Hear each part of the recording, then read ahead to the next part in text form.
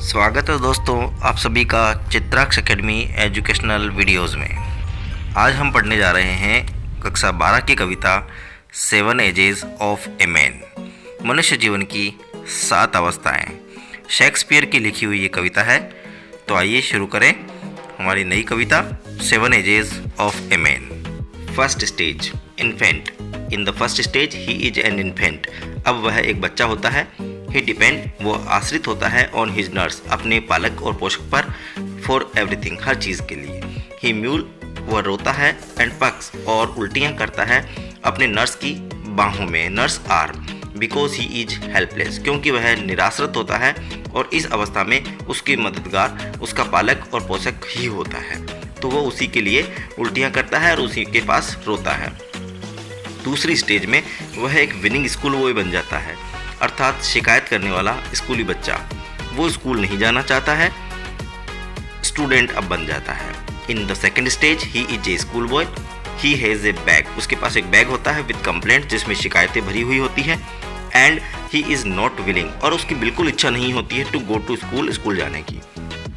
So he walks like a snail, इसलिए जब वो चलता है तो उसकी चाल बिल्कुल घोंगे के समान होती है, स्नेल के समान होती है, जो ऐसा होता है कि जैसे चल ही नहीं रहा हो।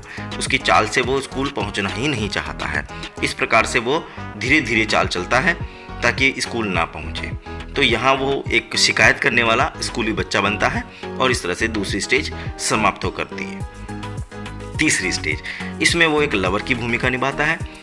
इन this stage he play a role of lover, यहाँ वो एक प्रेमी बन जाता है। He sigh like furnaces in love, प्रेम के अंदर वो भट्टी के समान आहें भरता है। ही शाई वोफुल बैलाड फॉर हिज बिलाड, वो अपनी प्रेमिका के लिए दुख भरे गीत गाता है। इवन ही एडमायर, यहाँ तक कि वो अपनी प्रेमिका के लिए दुख भरे गीत गाते हुए उसकी प्रशंसा भी करता है, और उसकी आईब्रो ऑफ हिज बिलाउड, और अपनी जो प्रेमिका है उसकी जो आईब्रो है, आँखों की भौं है, उसकी भी वो तारीफ़ करता है। आईब्रो का मतलब यहाँ पर आँखों की तारीफ़ करने से ही है। वो अपनी प्रेमिका की आँखों की तारीफ़ करता है और उसके प्रेम के लिए दुख भरे गीत भी लिखता है। चौथी अवस्था में वह एक सोल्जर बन जाता है, एक सिपाही बन जाता है। ही ट्राई टू गेट फेम, वो प्रसिद्धि पाना चाहता है, ऑनर, सम्मान पाना चाहता है, जो उसके लिए मोमेंट्री होता है, क्षणिक होता है, जैसे कि पानी में बुलबुला होता है, like a bubble in water. He become violent, वो हिंसक भी बन जाता है, कभी कभी लड़ने झगड़ने के लिए तैयार हो जाता है। एंड रेडी टू क्वारल, लड़ने के लिए तैयार हो जाता है, सम्मान पाने के लिए, name of honour. He has beard, उसके दाढ़ी होती है और दाढ़ी में वो लियोपार्ड की तरह दिखाई देता है दाढ़ी के कारण। समटाइम्स, कभी कभी ही यूजेस एब्यूजिव लैंग्वेज, कभी कभी तो वो है एब्यूजिव लैंग्वेज का प्रयोग भी कर लेता है, अर्थात अपशब्दों का प्रयोग भी कर लेता है। टू एक्सप्रेस हिज एंगर, अपने क्रोध को सबके सामने लाने के लिए, अपना गुस्सा सबके सामने दिखाने के लिए वो अपशब्दों का प्रयोग भी करने से नहीं चूकता है। ही इज जेलस, वो ईर्ष्यालु भी रहता है सम्मान पाने के लिए।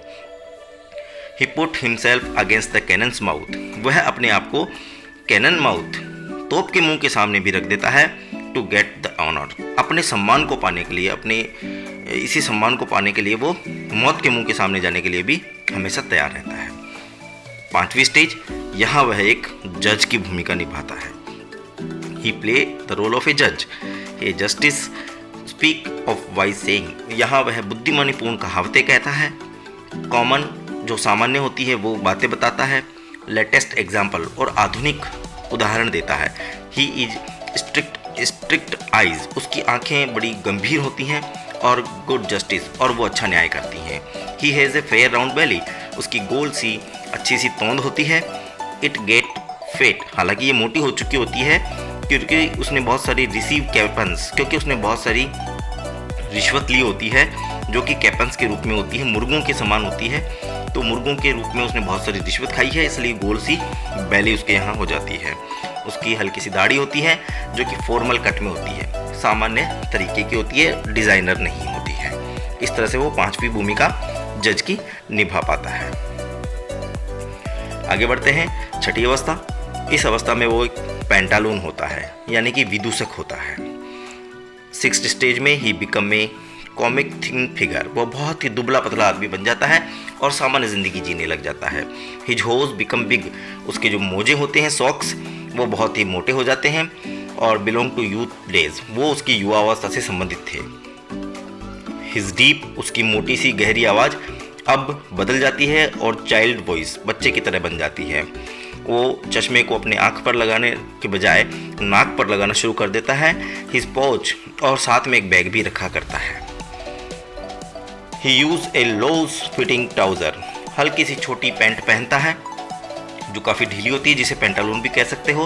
पैरों में चप्पल पहनता है और he seem like a comic figure, वो एक हास्यास्पद आकृति की भांति दिखाई देता है। With his usual unusual dress, अपनी अजीब सी ड्रेस के अंदर चश्मा लगा करके और चप्पल पहन करके। इस अवस्था में वो व्यक्ति चप्पलें पहनना शुरू कर देता है, नाक पर चश्मा लगाना शुरू कर देता है और ढीले ढाले कपड़े पहनना शुरू कर देता है। इसलिए वो थोड़ा पेंटालून, अजीब सा लगता है, विदूषक लगता है।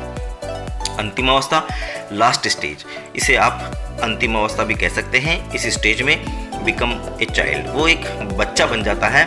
सेकंड चाइल्डनेस भी इसको आप कह सकते हैं। और उसकी सारी की सारी सेंसेस स्टार्ट लॉसिंग, समाप्त हो जाती है। ही लॉस हिज टीथ, दांत खो जाते हैं, आंखें चली जाती हैं, मेमोरी चली जाती है, टेस्ट चला जाता है और आफ्टर ऑल एवरीथिंग, और अंत में सब कुछ उसका खत्म हो जाता है।